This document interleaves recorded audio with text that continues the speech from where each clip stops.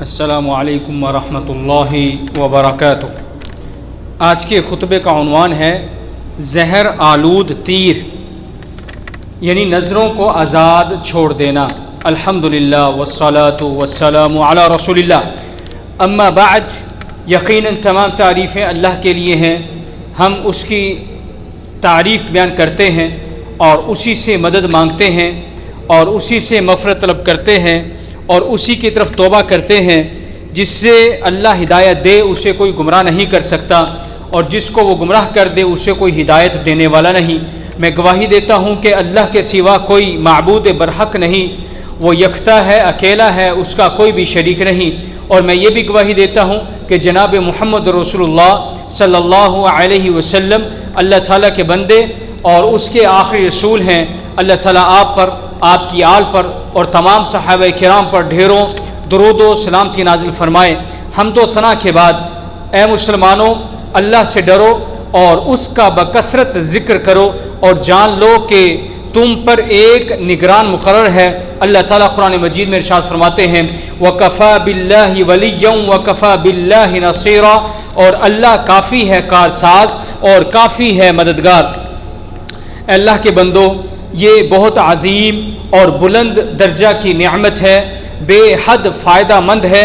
اس کے ذریعے انسان اچھے اور برے میں فرق کرتا ہے، حسین اور قبیح کو پہچانتا ہے، خطرے سے بچتا ہے اور نقصان سے محفوظ رہتا ہے۔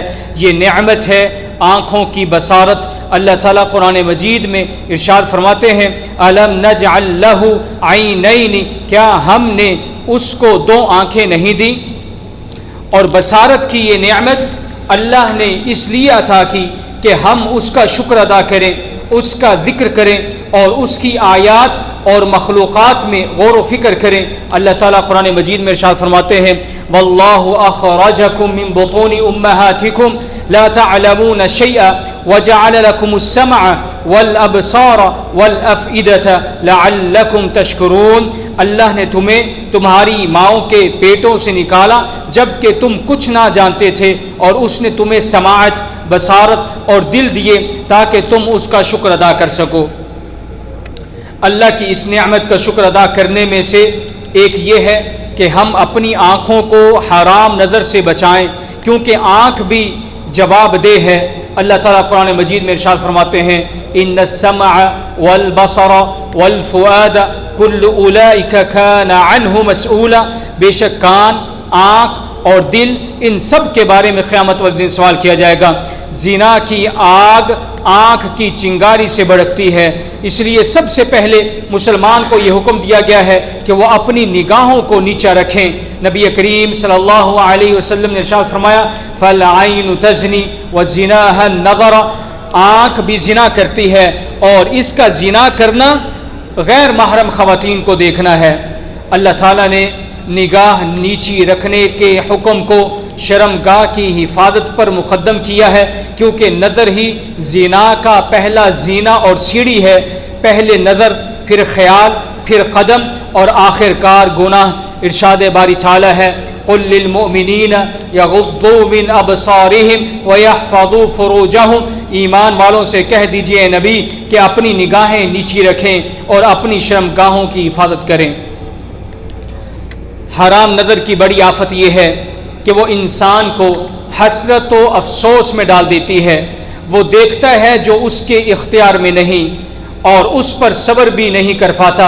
یہ ابلیس کے تیروں میں سے ایک زہر آلود تیر ہے جو دل کو زخمی کر دیتا ہے، بلکہ کبھی تو قتل ہی کر دیتا ہے۔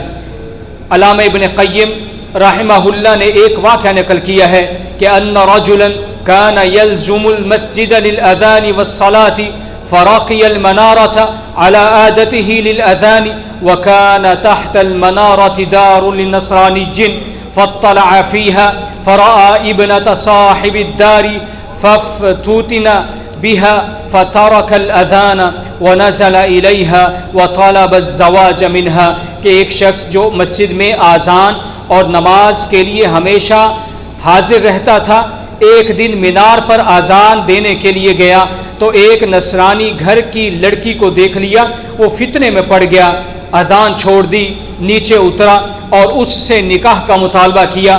فقالت انت مسلم وانا نصرانیۃ وابی لا یزوجنی منک. اس نے کہا، اس عورت لڑکی نے کہا میں نصرانی ہوں یعنی عیسائی ہوں، میرے والد تجھے کبھی قبول نہیں کریں گے. چنانچہ وہ شخص نصرانی ہو گیا تاکہ شادی کر سکے، لیکن شادی نہ ہوئی. اسی دن چھت پر چڑھا، گر کر مر گیا. نہ لڑکی ملی نہ دین بچا. یہ ہے حرام نظر کا انجام، دین و دنیا کی بربادی. نگاہ نیچی رکھنے میں مددگار اسباب میں سے اللہ سے حیا کرنا بھی ہے کہ اس نے آنکھ دی ہے، وہ دیکھ رہا ہے. اللہ تعالیٰ قرآن مجید میں ارشاد فرماتے ہیں یعلم خائنۃ الاعین وما تخفی الصدور، اور آنکھوں کی خیانت اور دلوں کے راز کو اللہ جانتا ہے. اگر بندہ اللہ کے لیے کوئی چیز چھوڑتا ہے تو اللہ اسے اس سے بہتر عطا کرتا ہے. اللہ تعالیٰ قرآن مجید میں ارشاد فرماتے ہیں وَمَن يَتَّقِ اللَّهَ يَجْعَل لَّهُ مَخْرَجًا وَيَرْزُقْهُ مِنْ حَيْثُ لَا يَحْتَسِبُ. جو اللہ سے ڈرے اللہ اس کے لیے نکلنے کی راہ بنا دیتا ہے اور اسے ایسی جگہ سے رزق دیتا ہے جہاں سے وہ سوچ بھی نہیں سکتا. بندہ اپنی نگاہ کو اگر جنت کے انعامات یاد کر کے قابو کرے تو یہ سب سے بڑی مدد ہے. اللہ تعالیٰ قرآن مجید میں ارشاد فرماتے ہیں وَلَا تَمُدَّنَّ عَيْنَيْكَ إِلَىٰ مَا مَتَّعْنَا بِهِ أَزْوَاجًا مِّنْهُمْ زَهْرَةَ الْحَيَاةِ الدُّنْيَا لِنَفْتِنَهُمْ فِيهِ وَرِزْقُ رَبِّكَ خَيْرٌ وَأَبْقَىٰ. اور اپنی نگاہیں ان چیزوں کی طرف نہ بڑھاؤ جو ہم نے دنیا کی زندگی کی زیب و زینت کے طور پر ان میں سے بعض کو دی ہیں تاکہ ہم انہیں آزما لیں، اور تیرے رب کا رزق بہتر ہے اور وہی پائیدار رزق ہے. آج کے دور میں جہاں ہر طرف فتنہ آنکھوں اور دلوں پر مسلط ہے، سوشل میڈیا ہو، بازاروں اور سکرینوں پر حرام چیزیں عام ہیں، وہاں نگاہ نیچی رکھنا ایمان کا اصل امتحان ہے. اللہ تعالیٰ قرآن مجید میں ارشاد فرماتے ہیں لِيَعْلَمَ اللَّهُ مَن يَخَافُهُ بِالْغَيْبِ، تاکہ اللہ ظاہر کر دے کہ کون اس سے غیب میں ڈرتا ہے. لہذا فرض یہ ہے کہ نگاہ نیچی رکھو، فتنے کے مقامات سے بچو اور ہمیشہ توبہ و استغفار کرتے رہو. اگر کبھی آنکھ خطا کر جائے تو فوراً توبہ سے اس کو دھو لو. ارشاد باری تعالیٰ ہے ان الحسنات یذہبن السیئات، بے شک نیکیاں برائیوں کو مٹا دیتی ہیں. اور جو اللہ کے راستے میں جہاد کرے، نفس کے خلاف محنت کرے، اللہ ضرور اس کی مدد کرتا ہے. والذین جاہدوا فینا لنہدینہم سبلنا وان اللہ لمع المحسنین. اور جو ہمارے راستے میں جہاد کرتے ہیں ہم ان کو اپنے راستے دکھاتے ہیں، اور بے شک اللہ نیکوکاروں کے ساتھ ہے.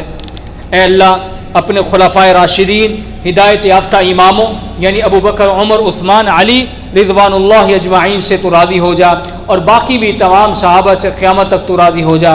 اے اللہ غم زدوں کی غم خوری فرما اور مصیبت زدوں کی مشکلات کو دور فرما. اے اللہ ہمارے وطنوں کو امن کا گہوارہ بنا، اور ہمارے ائمہ اور حکمرانوں کو درست راہ دکھا، اور ہمارے حکمران اور ان کے ولی عہد کو اپنی پسندیدہ رضا پر چلنے کی توفیق عطا فرما، اور ان کی رہنمائی تقوی اور نیکی کی طرف فرما. اے اللہ تو ہی ہے، تیرے سوا کوئی معبود نہیں. تو غنی ہے اور ہم فقیر ہیں. ہم پر بارش نازل فرما اور ہمیں مایوس لوگوں میں سے نہ بنا. اے اللہ ہم تجھ سے بخشش مانگتے ہیں، بے شک تو بڑا بخشنے والا ہے. تو ہم پر آسمان سے موسلادھار بارش نازل فرما.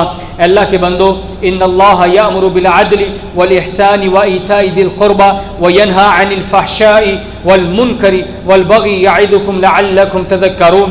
بے شک اللہ انصاف کا، احسان کا اور قرابت داروں کو دینے کا حکم دیتا ہے، اور بے حیائی، برائی اور ظلم سے منع کرتا ہے. وہ تمہیں نصیحت کرتا ہے تاکہ تم نصیحت حاصل کرو. پس اللہ کا ذکر کرو، وہ تمہیں یاد کرے گا، اور اس کی نعمتوں کا شکر ادا کرو، وہ تمہیں اور زیادہ دے گا. وَلَذِكْرُ اللَّهِ أَكْبَرُ وَاللَّهُ يَعْلَمُ مَا تَصْنَعُونَ. اور اللہ کا ذکر سب سے بڑا ذکر ہے، اور اللہ تعالیٰ جانتا ہے جو کچھ تم کرتے ہو.